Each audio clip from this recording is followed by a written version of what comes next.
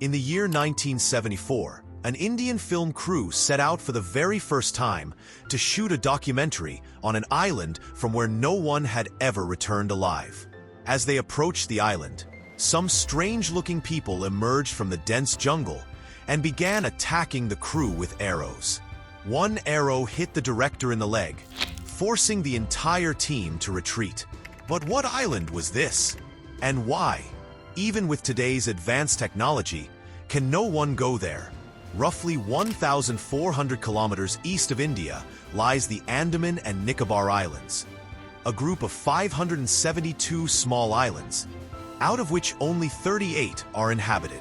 On the map, Port Blair is the largest and most populated city of this region and even has its own airport.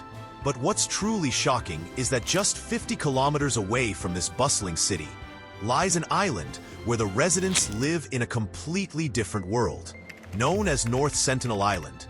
This piece of land is about 8 square kilometers in size and is densely covered by jungle, making it nearly impossible for satellites or drones to see through it.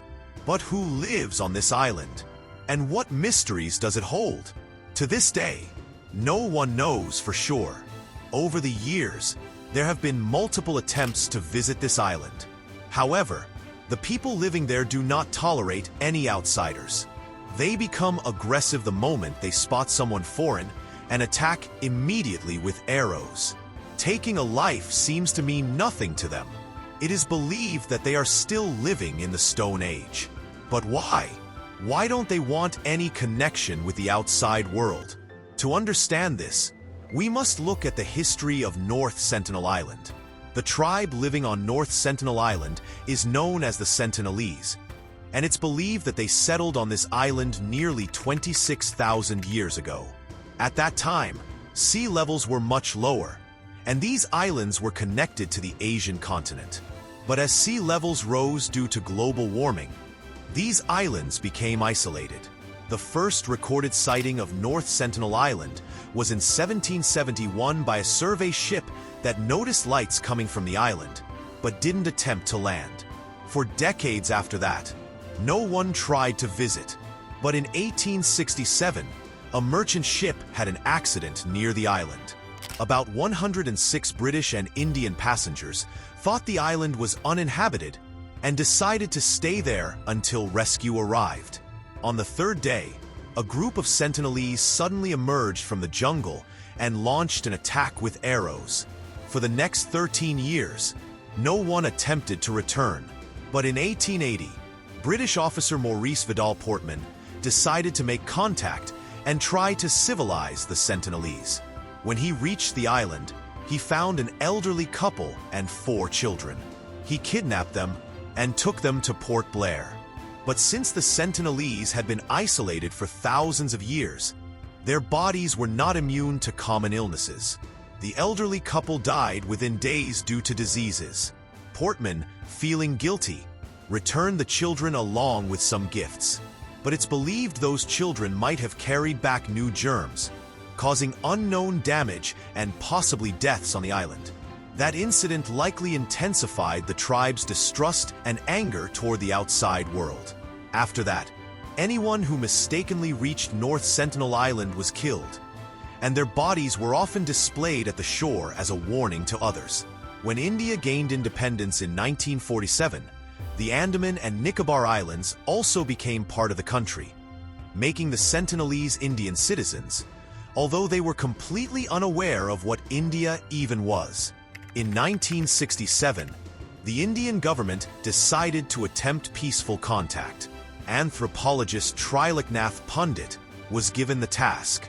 He went to the island with a 20-member team and followed footprints for nearly a kilometer, but found no one. Before leaving, they left some gifts for the tribe. In 1974, an Indian film crew once again attempted to make a documentary. Along with armed forces and Triloknath Pandit, they approached the island on a large boat. To gain trust, they left gifts on the shore, including a live pig, and stepped back. After a while, some Sentinelese emerged from the jungle and began shooting arrows at the crew. One arrow struck the director's leg, They also killed the pig and buried it in the sand. This was the first time the Sentinelese were captured on camera. Despite this, Triloknath Pundit continued to visit the island over the years, but the reaction was always the same: hostility and aggression. In 1981, a merchant ship named Primrose got stranded near the island due to a storm. It had around 30 crew members who waited for rescue. A few days later, they noticed over 50 Sentinelese approaching with weapons. The ship's captain contacted his company, and a week later, a helicopter rescued the crew. The ship still lies near North Sentinel Island and can be seen on Google Maps. Then came a moment that changed everything. In January 1991, Indian anthropologist Madhumala Chattopadhyay visited the island with a small unarmed team. When they offered coconuts to the Sentinelese, for the first time the tribe didn't attack. They accepted the coconuts and even allowed photographs to be taken. A month later, the team returned, this time with Triloknath Pundit, and again, the Sentinelese behaved in a friendly manner. But that was the last time such peaceful interaction was seen. All further attempts to connect with them were met with violent resistance. Why this change happened in such a short time is still a mystery. And that's all for now about the mysterious North Sentinel Island. If you found this story fascinating, make sure to subscribe to our channel and hit the bell icon so you never miss our next mind-blowing video. We'll see you in the next one. Until then, stay curious and stay safe.